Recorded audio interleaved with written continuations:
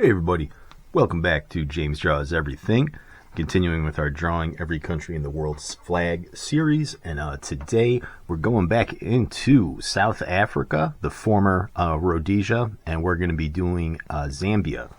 Right? So Zambia is a landlocked colony, or country, was a colony in the southern part of Africa, formerly part of Rhodesia, and it does have kind of an odd flag. There's not a lot of symmetry on this one, but it's kind of cool. So let's just get to that first. I'm just gonna start putting my pencil lines where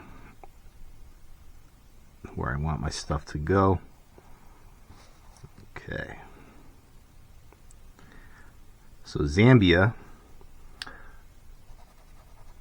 probably one of the more interesting countries in Africa. Again, it was part of Rhodesia. Zambia was the northern Rhodesia colony, whereas if you saw my Zimbabwe video, that was southern Rhodesia. So when people talk about just Rhodesia, like in general, they usually mean Zimbabwe, but Zambia was kind of part of that as well.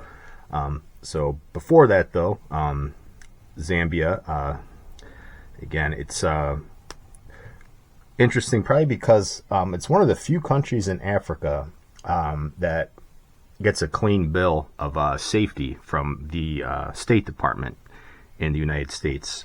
So they don't have, if you look at the State Department's travel warnings, right, they have certain categories for crime, terrorism, civil unrest, and then even health concerns, if there's rampant disease in the area, or even natural disasters. Zambia doesn't get any strikes in that department, so it's one of the safer countries in Africa, interestingly enough. So kind of gets put in the same category as your average European countries like Switzerland, Finland, stuff like that. So that's kind of makes it stand out from the pack, because a lot of African countries do not get as good of a report card grade. But it was populated by Khoisan people.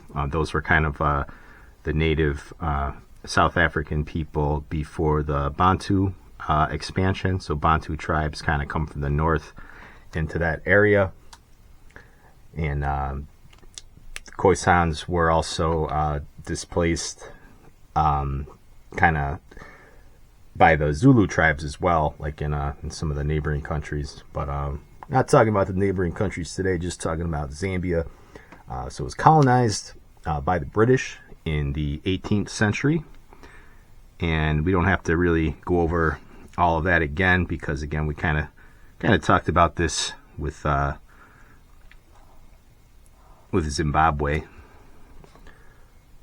But this was the northern Rhodesian colony, right? So there was a federation of Rhodesia, southern Rhodesia, northern Rhodesia.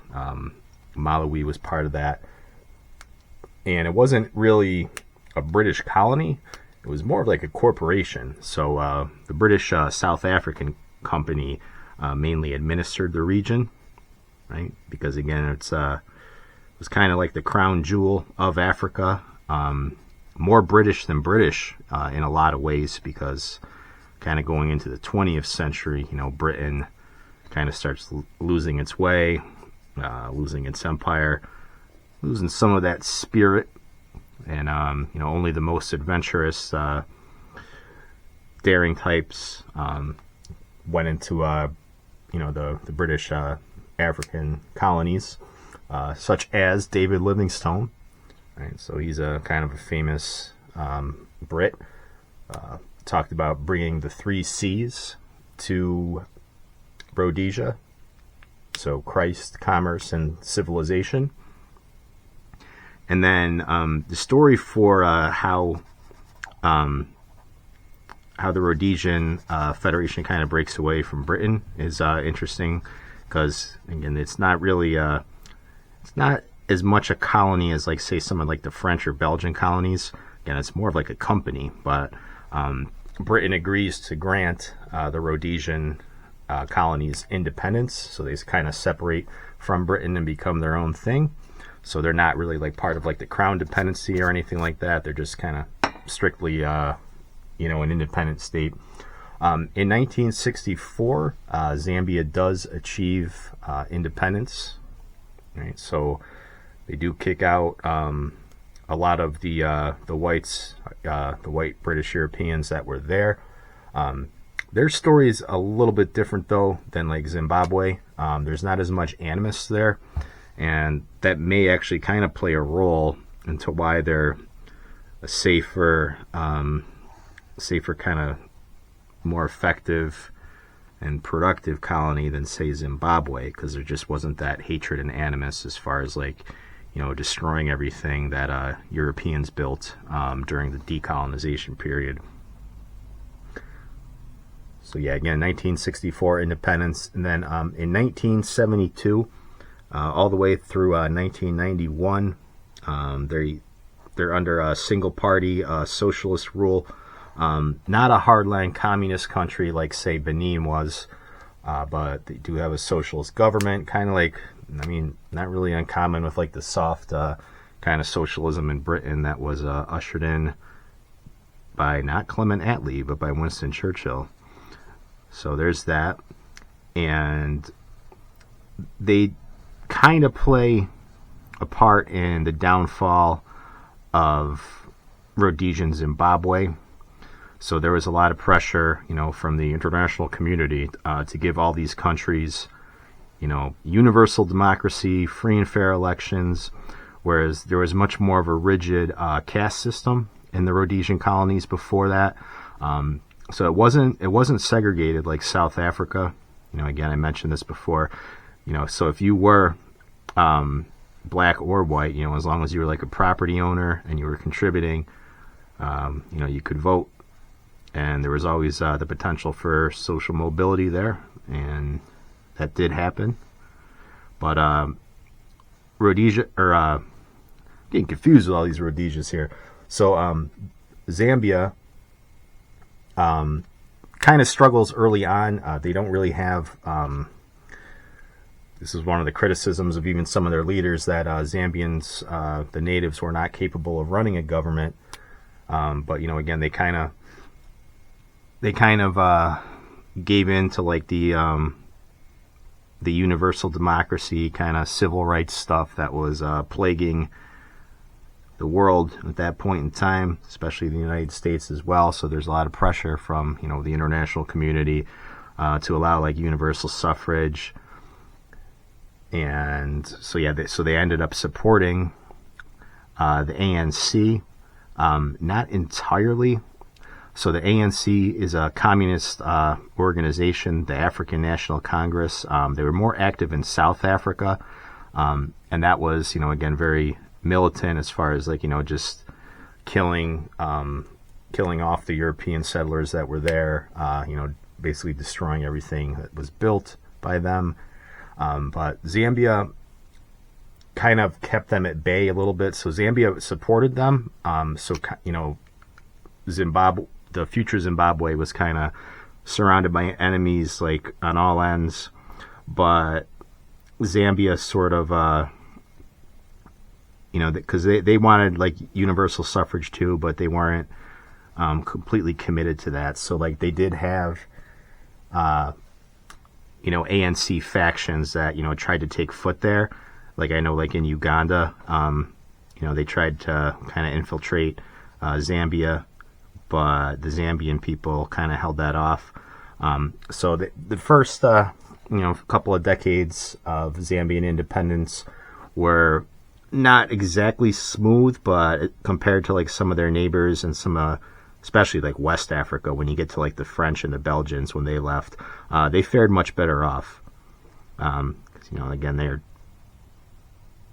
they achieved, universal suffrage and democracy and whatnot through more like political means, peaceful means, and they did keep the ANC at bay as well. So not really as nihilistic as some of the other African independence movements. And then as far as like Zambia now, again, it is one of the safer countries in Africa. Ranks very low on corruption indexes, even though they kind of get accusations of corruption a lot. I just want to think I might be running out on my green marker here. It looks a little faded, but yeah, it's very business friendly. So they don't really have, again, it's one of the struggles of kind of driving out a lot of the successful people is that you don't really have capable people that, the quote-unquote natives there to kind of pick up the slack.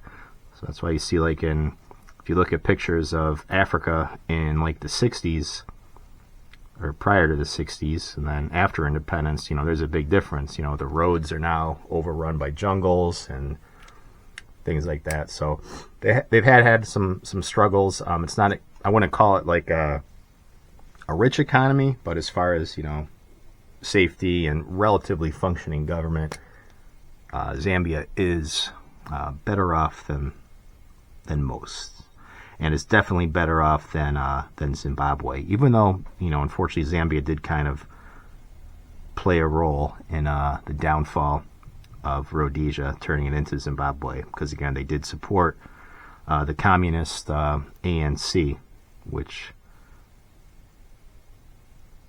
kind of threw Africa for a loop.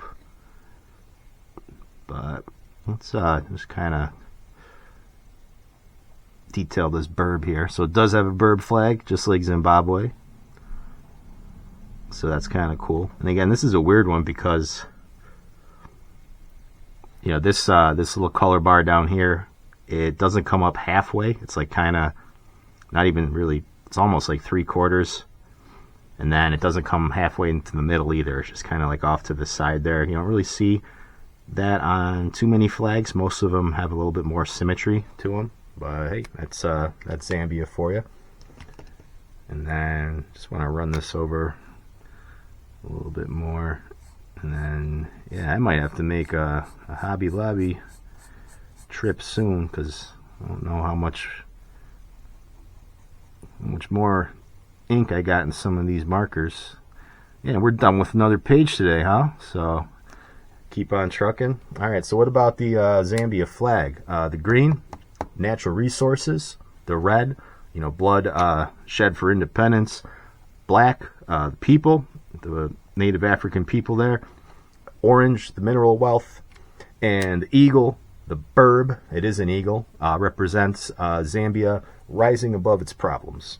All right, so that's going to be it for today. That is Zambia. So let me just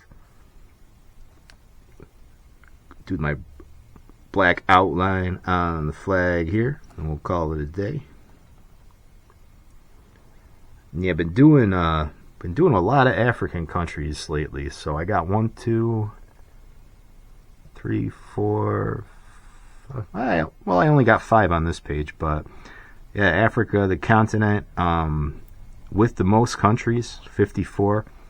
I do try to mix my episodes up a little bit. So, I don't like to give you like 5 African countries in a row or 4 European countries in a row. But yeah, you probably just see a lot more Africa, because we're not even halfway done yet. We still got plenty of African flags to do. Oh yeah, I almost forgot. You got to write that in here. Zambia. Alright, so that is the flag of Zambia, and we're done with another page. Tomorrow on to a new one. We're slowly getting there. I think we're about halfway done. I'll have to check on that. I don't have my stat book handy with me, but yeah, let me know what you think of the flag. Like, comment, and subscribe, and I will catch you on the next video.